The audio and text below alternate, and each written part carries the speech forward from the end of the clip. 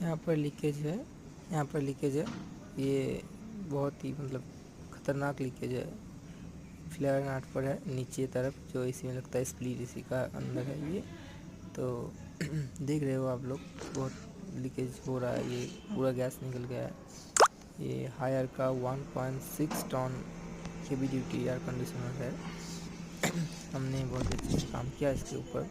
फिर जाकर कस्टमर का कंप्लेन था कूलिंग नहीं हो रहा था, फिर जाकर देखा गैस ही नहीं है। देख रहे हो ये 1.6 टन है हेवी ड्यूटी हायर का। एम्पेयर भी ठीक ठाक, मतलब अभी ठंडी के समय है ना, गैस नहीं है तो एम्पेयर ठीक ठाक ही ले रहा है, इतना लेना चाहिए। यहाँ पर जॉइंट सब ठीक है, यहाँ पर जॉइंट ठीक है। नाक पे थोड़ा आइस आ रहा है, बाकी सब कुछ ठीक है। पाइप में नहीं आ रहा है।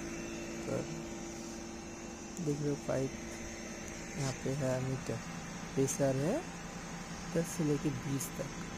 20